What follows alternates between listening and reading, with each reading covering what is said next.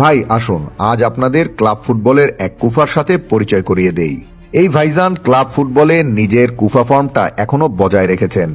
Football বিধাতা ওনাকে তৈরি করেছিলেন সব ধরনের ট্যালেন্ট দিয়েই। ওয়ার্ল্ড কাপের সেরা তো বটেই, দুনিয়ারও সেরা একজন। তবে ক্লাব ফুটবলের ভাগ্যটা কেবল যেন তার ড্রেসিং রুমেই সাজিয়ে রাখার জন্যই করা হয়েছে। এই ভাই যখন যেখানে পা রেখেছেন সেখান থেকেই ট্রফি যেন ভ্যানিশ হয়ে যাচ্ছে। নিশ্চয়ই বুঝে গেছেন কে এই ভাই। হ্যাঁ ভাই, তিনি কিলিয়ান এমবাপে।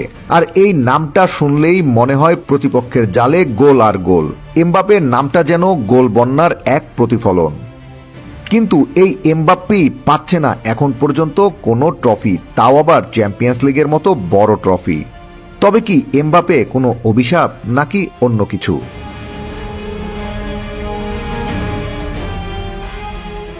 পিএসজি ছেড়ে চ্যাম্পিয়ন্স লিগের আশায় বাপ্পিদা চলে আসলেন গত মৌসুমে রিয়ালে। আর এর ঠিক পরেই রিয়ালে যেন শুরু হয়ে গেল ট্রফি খরা। 2024-25 মৌসুমে ট্রফিলেস এবং 25-26 মৌসুমে বায়ার্নের কাছে চ্যাম্পিয়ন্স লিগের কোয়ার্টার ফাইনাল ম্যাচ হেরে চ্যাম্পিয়ন্স লিগের ট্রফির আশাও এবারের মতো শেষ। এর আরও আগে এই মৌসুমে কোপা দেল রে থেকে ছিটকে গেছে, সাথে স্প্যানিশ সুপার কাপ থেকেও। আর লা লিগা সেটা আর মনে হয় সম্ভব না, কারণ বার্সার চেয়ে 9 পয়েন্ট পিছিয়ে